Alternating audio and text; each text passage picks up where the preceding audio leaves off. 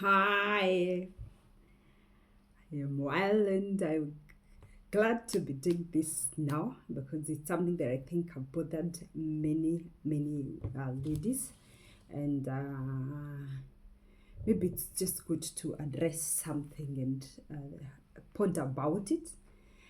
And some men have just looked down and trashed their wives, and I just want to address this in the way I understand it, for being a wife and for being a mother, and hearing what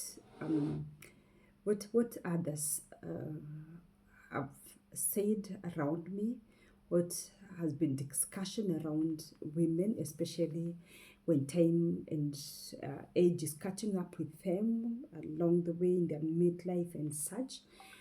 And we have some men who look at women they see online and wonder why their wives are not as lit, as carefree, as maybe glamorous, or as much of a vibe.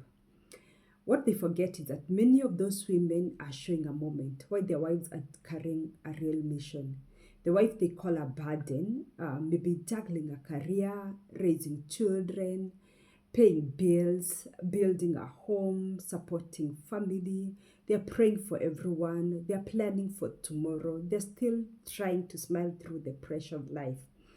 And at times, they are also struggling with their own identity. Now that many things have changed, maybe premenopause is setting in, and it is bad, it is ugly when you compare someone's behind the scenes struggle to another person's highlight reel, for sure. This person is just putting up for that show. They show up when they are okay to you, and you do not see maybe their struggles. You do not see the ugly part of them like you see in your wife.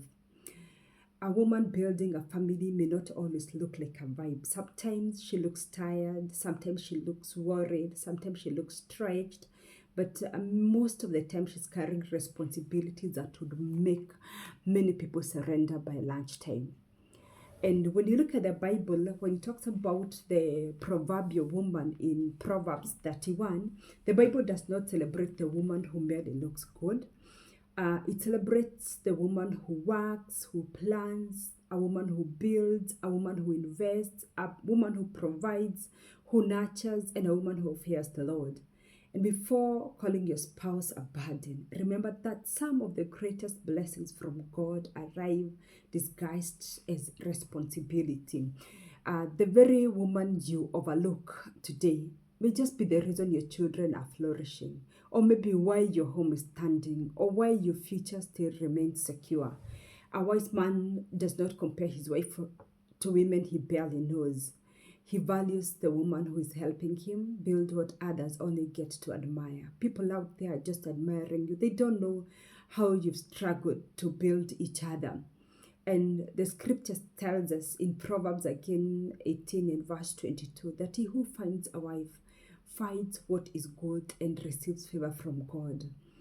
I pray that we may be able to appreciate people for the battles they fight, not just the pictures they post. And just in case your wife is helping build a home, a family, a career, a future, please don't look at that person. Don't look at that woman as a burden. She is a co-founder of the legacy you're trying to leave behind. She is carrying construction material for both of you and for your family. And if you still just want a woman who is a vibe, you can provide the corresponding budget, the staff, the chef, the nannies, the accountant, a driver, and miracle workers that make such vibes possible. And I pray that God would give men wisdom to value what they have and not just what they see. To be able to just look at that woman who is carrying the cross, carrying the construction of that family, and value them. At least give them space without trashing them. Give them space to be at peace after their toil, after their own struggles, and allow them be, support them. Many women would have become very great. Many women probably, with all the potential they have, they're frustrated, they're disappointed because they have no peace. They're trashed, they're looked down, they have no moral support.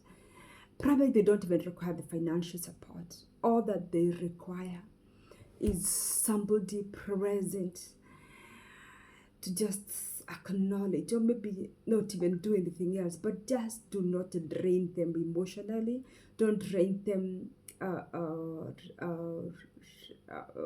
by just being that negative energy and looking them down. And every woman has a discernment to tell that I'm being looked down, and probably there's somebody else my spouse is admiring somewhere.